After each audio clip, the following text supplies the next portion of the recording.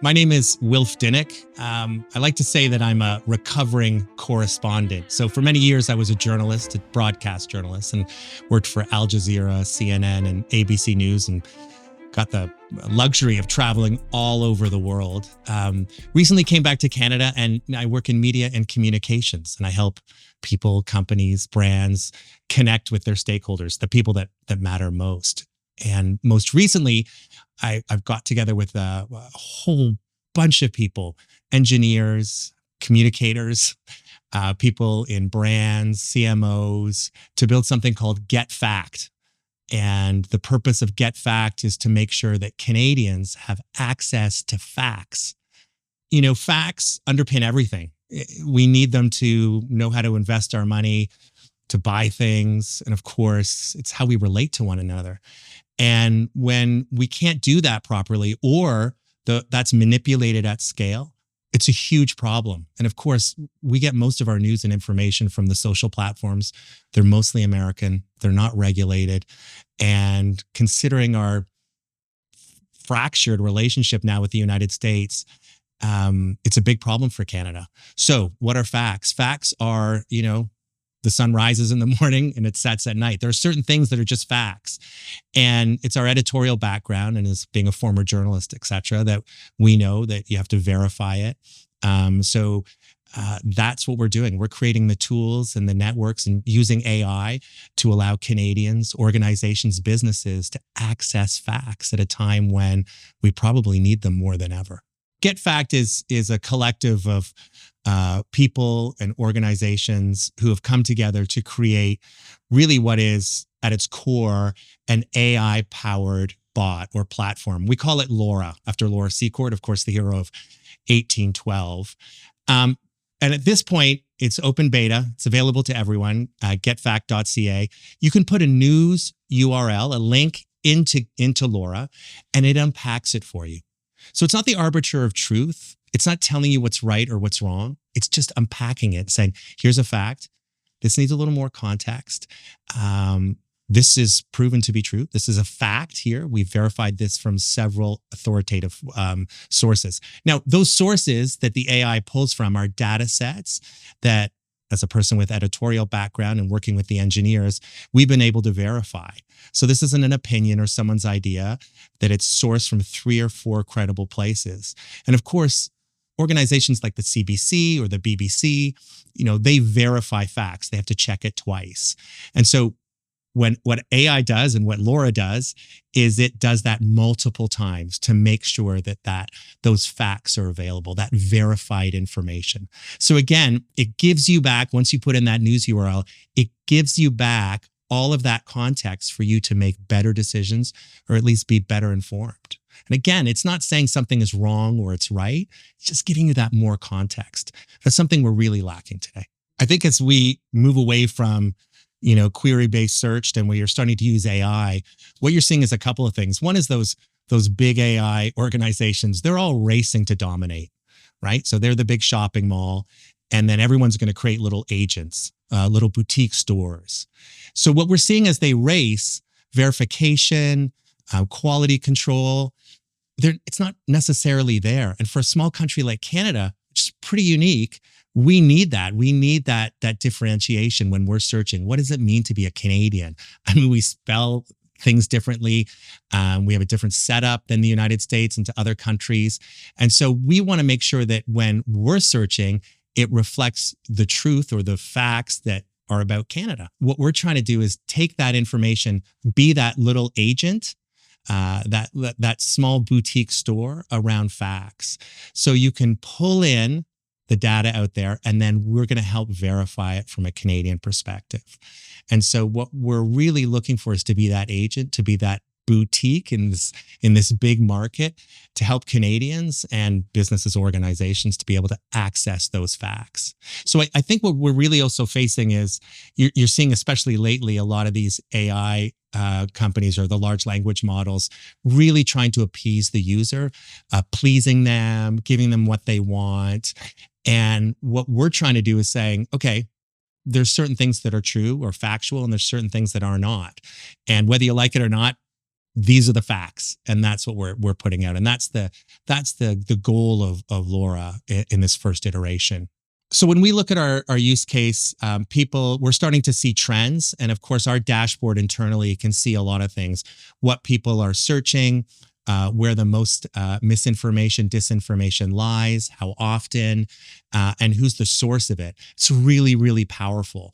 And so what we want to do is take those data sets and better inform basically Canadians and companies and organizations so they can understand, what this mis and disinformation looks like. And I think what's really important here and super powerful for all of us is that we can get ahead of those curves, those misinformation curves. And just as an example, if you're trying to communicate something and there's all this noise out here, this gives you the power to say, look, yeah, we understand people are talking about this way, but here's some facts based on that. And I think, in a world that is so polarized in media and where everybody has an opinion, there's so much rage, it's a really refreshing tool. It's an amazing opportunity to say, listen, this is AI, this is a machine, and it's pulling apart the facts. It's not left, it's not right, it's not Eastern Canada, it's not Western Canada. These are facts. And again, it's not the truth, it's not right or wrong. It's just a set of facts that help us be better informed, and especially better informed about what people are saying about Canada and the people that live here. We kind of joke on our team, like, yeah, at its base, this is going to shut down that conversation with your crazy uncle at Thanksgiving in a second. But also, it's going to give organizations, governments, our government, and companies and brands the chance to really pull apart what's being said about them, and then have the evidence of those facts that they can either get ahead of that conversation before those perceptions solidify and those conversations get out of control. And again, this is so important for Canada because we're so small. We're not even the size of the state of California, and we're dominated by so much of their technologies, so much of their narratives. Those platforms really don't speak to Canada, and it's hard to push back on them. So this is just one tool that we're hoping Canadians will use. And again, this is a collective. This is not some huge startup we're expecting to get hugely rich off. This is a real mission-driven organization that we want to participate with other people to continue to build this. We're in a really tough spot, I think, when it comes to Canadian media. Innovation here is really tough. Again, you're going to do a news media startup. There's been one or two, like The Logic, it's been fantastic. But a lot of those have paywalls. It's news that, as great as it is, it's just not accessible to the wide public. And that's really hard. So when we look at Canada and the business model of news, like everywhere in the world, it's being cut back. And whatever you think of different channels, different news organizations and their perspective, they do have a set of standards of checking facts, which are really important. And the fewer of those organizations that are there, the less access we as the public have to those things. And again, facts underpinned everything. If we don't have facts, it's very hard as a society to function. So it's really scary to me to see news break down like this.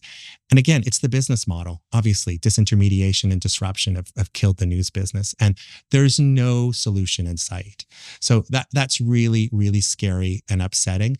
And of course, we scroll to get our news, and it's not fact checked there, and it's the rage machine and engagement.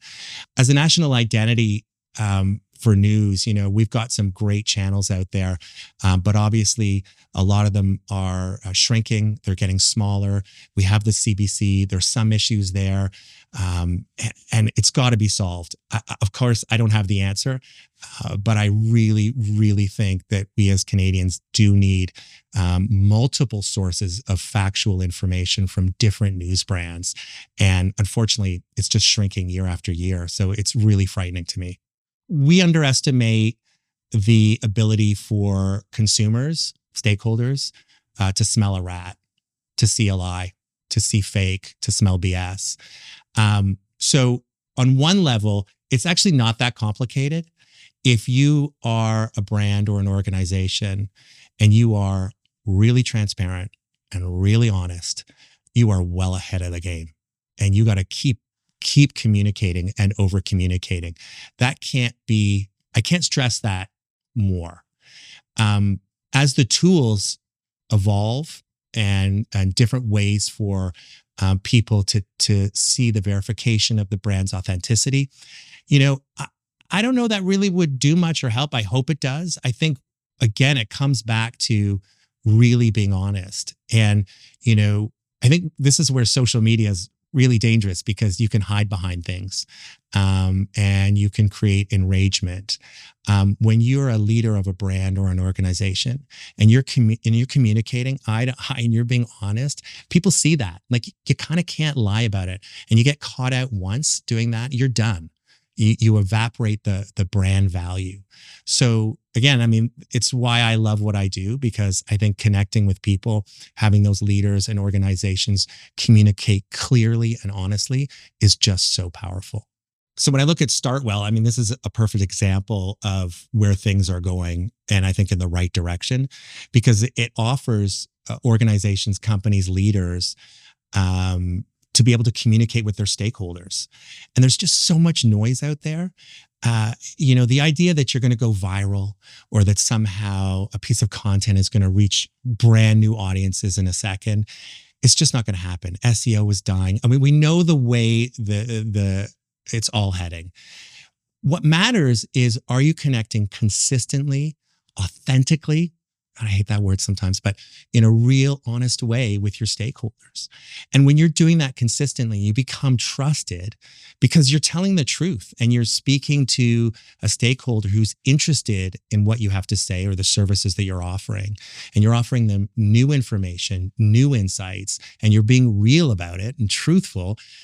Again, that really matters. And because it's again, hard to break through all the noise online, the amount of content, fake news, et cetera, out there, people are going to crave that more and more. They want those connections. They don't want the BS. They can smell that. Don't forget, new generations have been sold to for endless. They're the product of just endless pitches and advertising. They're not interested in that anymore. They need to connect in real ways. So media, video, and other ways to connect with your stakeholders, whether they're your employees or future buyers or present clients, that really matters, because that's consistency. You're not trying to fight to get above the noise. You're not looking to get some sort of viral campaign that really, the chances of that existing, even if it does exist, whether it converts to customers, is probably so rare. So the power there is in those connections and consistently doing it through media. So the thing I'm hoping to connect with people the most is about, weirdly, so strange, but how we all connect with each other, especially as Canadians. We're at this pivotal moment, right? Like, things are changing really fast because our relationship with the United States has shifted so dramatically. We have a prime minister who's trying to eliminate all these interprovincial barriers, become sort of a powerhouse of energy. We're really connecting more with the EU.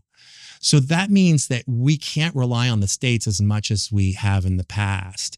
So many of the startups and techs, the second round, go to Silicon Valley. We have a huge brain drain. Is that going to change? Do we have the opportunity to now come together and see this moment as Canadians to say, like, we really got to come together and figure this out?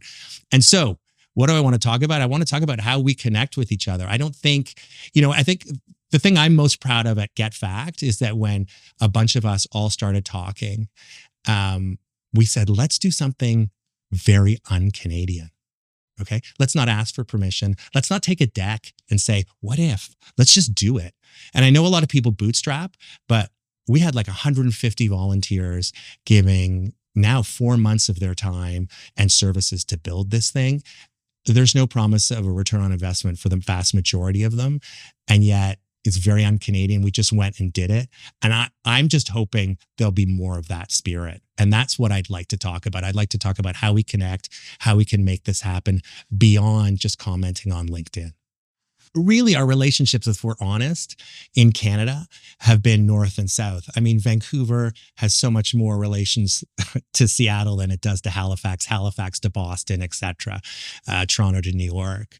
And so, is that going to change? And what does that look like? I think most of us as Canadians are incredibly proud of our social values, what we care about. Now, can we manifest all the things, all those great things, also the tech expertise, and get a real get up and go and come together and to build something new. I'm seeing a whole bunch of parts of the creator economy that with Get Fact, when we started and brought those teams together, so many other people reached out and say, we're building this, we're trying this. That I hadn't seen before. And so that is just so exciting for me because I'm like, this is amazing. This is the Canada that, this is the Canada that I think really can exist and really grow. I think one thing we forget is that we're not even the size of the state of California. We're so small. We have this massive country. And so, sometimes they say, well, why can't we be like a Scandinavian? Like those countries are the size of Algonquin Park, so we're just so unique. We can't compare. But at the same time, we do have an opportunity to build something so incredible. And again, we're just at the beginning of that journey, but wow, to be on that road and to be part of it, it's just so incredibly exciting. I wonder, it's anecdotal, but I wonder, are we on the precipice of a new kind of frontier? Are we at that moment where maybe we're not the Canadians to sit back, but we actually go out and build something? And again, this is not tech bros. This is not, to be a hero, but actually to contribute because the moment is there. Because again, our partners to the south, the United States, just may not be there in the same way. We're going to look east to west, to Europe, maybe to Asia. So is this a shift in Canadian mentality where we're not waiting or actually going out and doing and we're leading? I think if that's the case, this is a really exciting moment in this country, as hard as it is. I think Tech for Canada Startwell is a perfect example of what we need more of and why I'm excited to go is because you're going to connect with people. And again, LinkedIn, social, those are all great, but it's when you're actually sitting down, just chatting with someone that you're making those connections. I think too often you meet someone and then you go away and then it dies on the vine. This is an opportunity to really connect with folks who are like-minded in the same area where you can collaborate in really effective ways. And with Startwell and this event, you're going to be able to follow up and to continue to engage. And I think that's, again, what we really need. It can't just be a promise that is never fulfilled. This is like an ongoing conversation. And I at least find whenever I get in those situations, you meet 3 or 4 people, one of them often leads to something really powerful for both of those people who have connected. And so that's why I think I'm most excited for this.